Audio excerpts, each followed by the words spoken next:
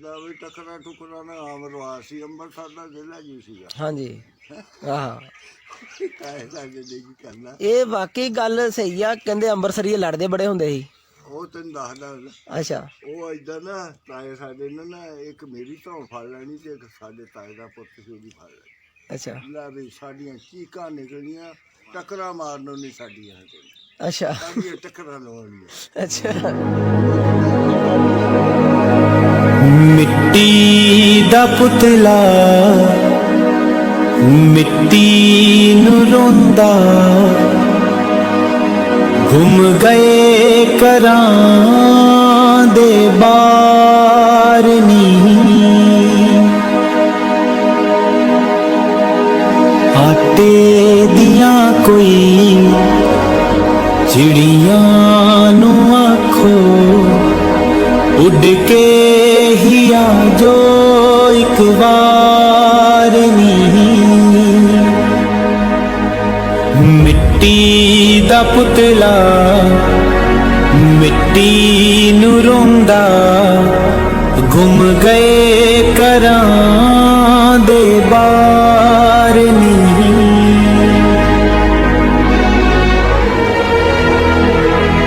ਦੇ ਵਿੱਚ ਹੀ ਉਹ ਦੱਬ ਹੋ ਗਈ ਨਾ ਜਦੋਂ ਉੱਥੋਂ ਤੁਰੇ ਆ ਕਾਫਲਾ। ਅੱਛਾ ਮਾਈ ਆ ਮਾਈ ਜਾਂਦੀ ਫਿਰ ਅੱਲਾ ਕਰੇ ਉਹ ਪਾਣੀ ਲਾਗੇ ਛੱਪੜ ਹੈਗਾ ਸੀ। ਉੱਥੇ ਉਹ ਮਾਈ ਕੀ ਹੁੰਦੇ ਪੁੰਗਰੇ ਜੇ ਹਾਂ ਹਾਂ ਉਹ ਵੀ ਵਿੱਚ ਆ ਗਏ ਸੀ। ਅੱਛਾ ਉਹ ਵੀ ਸਾਡੇ ਨੇ ਨਾ ਉੱਥੋਂ ਪਾਣੀ ਲਿਆ ਕੇ ਛੱਪੜ ਮਿੱਟੀ ਦਾ ਪੁਤਲਾ ਮਿੱਟੀ ਨੂੰ ਰੋਂਦਾ, ਗੁੰਮ ਗਏ ਘਰਾਂ ਦੇ ਬਾਰ ਨੀ,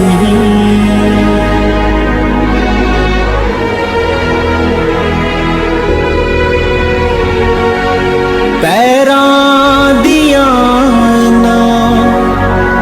ਤਲੀਆਂ ਦੇ ਉੱਤੇ ਪਿੰਡਾਂ ਦੇ ਨਕਸ਼ੇ ਤਾਂ ਉਕਰੇ ਪਏ ਨੇ, ਹੁੰਦਾ ਸੀ ਉਹਦਾ ਨਾ ਭਜੋ ਭਜੋ ਆਂਦੇ ਹੁੰਦੇ ਸੀ ਉਹਨੂੰ। ਭਜੋ ਭਜੋ ਅੱਛਾ ਭਜੋ ਸਿੰਘ ਭਜਨ ਭਜਨ ਉਹਦਾ ਪੁਲਾਂ ਦੀ ਛਾਵੇਂ ਓਤੀਆਂ ਦੇ ਮੇਲੇ, ਟੁੱਟ ਗਈਆਂ ਵੰਗਾਂ ਦੇ ਟੁਕੜੇ ਪਏ ਨੇ, ਇਹ ਧੂੜਾਂ ਦੀ ਕਲਗੀ ਨੂੰ ਮੱਥੇ ਤੇ ਲਾ ਕੇ, ਲਾ ਦੇਵਾਂ ਸਿਰ ਵਾਲਾ ਪਾਰ ਨੀ,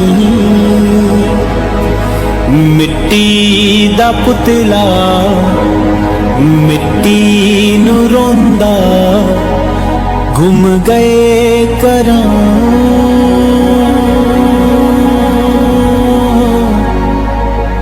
ਦੇ ਬਾਰ ਨੀ, ਆਟੇ ਦੀਆਂ ਕੋਈ ਚਿੜੀਆਂ ਨੂੰ ਆਖੋ, ਉੱਡ ਕੇ ਹੀ ਆ ਜੋ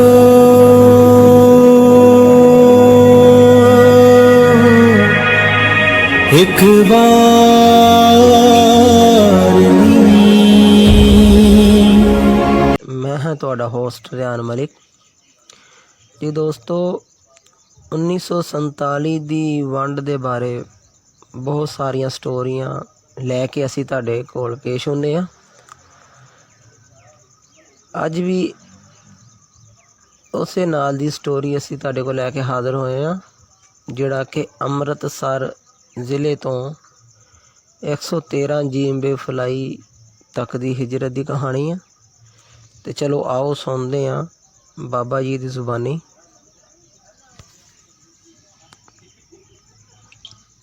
अस्सलाम वालेकुम बुजुर्गो, की हाल चाल है? ਸ਼ੁਕਰ ਅਲਹਮਦੁਲਿਲਾ। ठीक ठाक हो?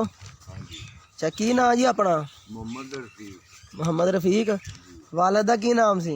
ਫਤਿਹ ਮੁਹੰਮਦ फतेह मोहम्मद। अच्छा बरादरी केड़ी अपनी? ਰਾਜਪੂਤ। राजपूत। अच्छा किन्नी कु उम्र अपनी? मेरी उम्र 80 के लगे हुई है, 82 हो गई। अच्छा लेकिन स्कूल दे विच उम्र थोड़ी लिखी। अच्छा स्कूल च थोड़ी लिखी थी। किन्नी पढ़े आ? मैं 7वीं से छड़ गया। 7ਵੀਂ ਚੋਂ ਹਾਂਜੀ 7ਵੀਂ ਕੋਈ ਆਖਰਾ ਜਾ ਕੇ ਹਾਂ ਇਦਾਂ ਦੇ ਸੀ। ਚਲੋ ਤੇ ਆਪਣਾ ਪੁਰਾਣਾ ਪਿੰਡ ਕਿਹੜਾ? ਮੂਦਲ ਅੰਮ੍ਰਿਤਸਰ ਦੇ ਵਿੱਚ ਅੰਮ੍ਰਿਤਸਰ ਦੇ ਵਿੱਚ 6 ਮੀਲ ਤੇ ਸਾਡਾ ਸਟੇਸ਼ਨ ਸੀ ਅੰਮ੍ਰਿਤਸਰ। ਅੰਮ੍ਰਿਤਸਰ ਸਟੇਸ਼ਨ। ਨਹੀਂ ਨਹੀਂ ਅੰਮ੍ਰਿਤਸਰ ਸ਼ਹਿਰ ਤੋਂ ਹੈਗਾ ਸੀਗਾ 6 ਮੀਲ ਤਕਰੀਬਨ ਅੱਛਾ ਵੱਲਾ ਵੇਰ ਦਾ। ਵੱਲਾ ਵੇਰ ਕਾ ਸਟੇਸ਼ਨ। ਹਾਂਜੀ ਲਾਗੇ ਕਿਹੜੇ ਕਿਹੜੇ ਪਿੰਡ ਸੀ ਆਪਣੇ? ਲਾਗੇ ਸਾਡੇ ਪਿੰਡ ਦੇ ਲਾਗੇ, ਹਾਂਜੀ ਸਾਡੇ ਪਿੰਡ ਦੇ ਲਾਗੇ ਸੀ ਇੱਕ ਨਾਗਾ ਅੱਛਾ ਸੋਈਆਂ, ਅੱਛਾ ਬਾਕੀ ਉਹ ਅੱਗੇ ਤੇ ਫਿਰ ਦੂਰ ਚਲੇ ਗਏ 6-7 ਮੀਲ ਤੇ ਅੱਛਾ ਮਜੀਠਾ ਵਗੈਰਾ। ਮਜੀਠਾ। ਮਜੀਠਾ ਅੱਛਾ ਇਹ ਇਹ ਸਿੱਖਾਂ ਦਾ ਪਿੰਡ ਸੀ ਮਜੀਠਾ।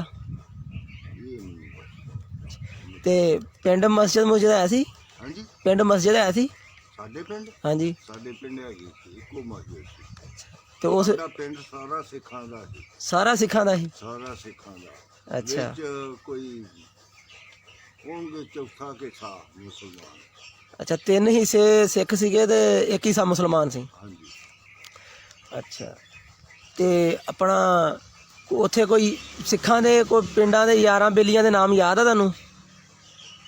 ਉਹ ਚਾਚੇ ਦਾ ਇੱਕ ਯਾਰ ਹੁੰਦਾ ਸੀ, ਉਹਦਾ ਨਾਂ ਭਜੋ ਭਜੋ ਆਂਦੇ ਹੁੰਦੇ ਸੀ ਉਹਨੂੰ। ਭਜੋ ਭਜੋ ਅੱਛਾ ਭਜੋ ਸਿੰਘ। ਭਜਨ ਭਜਨ ਉਹਦਾ ਨਾਂ ਹੀ ਭਜੋ ਭਜੋ। ਹਰਭਜਨ ਸਿੰਘ ਹੋਣਾ ਨਾਂ ਉਹਦਾ? ਹਾਂਜੀ ਹਰਭਜਨ ਸਿੰਘ ਨਾਮ ਉਹਦਾ।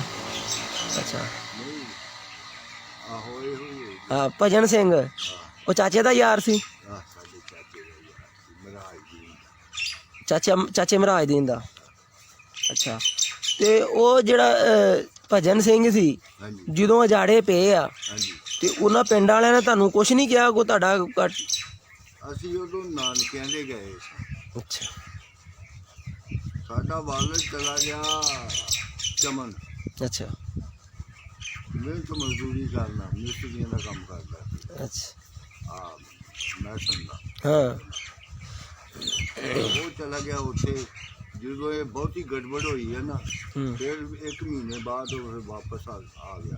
ਅੱਛਾ ਅਸੀਂ ਨਾਨਕਿਆਂ ਦੇ ਗਏ, ਉਹ ਫਿਰ ਉੱਥੇ ਸਿੱਧਾ ਗੱਡੀ ਚੜ੍ਹ ਕੇ ਕਿਸੇ ਨਾਨਕਿਆਂ ਕੋ ਆ ਗਿਆ। ਅੱਛਾ ਉਹ ਜਿਸ ਵਕਤ ਆਇਆ ਨਾ ਨਾਨਕਿਆਂ ਦੇ ਘਰ, ਤੇ ਘਰ ਕੋਈ ਜੀ ਨਹੀਂ ਸੀ। ਉਹ ਲਾਗੇ ਪਿੰਡ ਇੱਕ ਬੱਦੋਵਾਲ ਸੀ।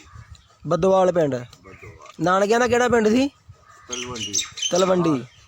ਤਲਵੰਡੀ ਨਾਲ ਫਤਿਹਗੜ੍ਹ ਚੂੜੀਆਂ ਦੇ ਸਟੇਸ਼ਨ ਸੀਗਾ ਅੱਛਾ ਤੇ ਲਾਗੇ ਸੀ। ਫਤਿਹਗੜ੍ਹ ਦੂਰ ਸੀ, ਨਾਨਕੇ ਦਾ ਪਿੰਡ ਨੇੜੇ ਸੀ।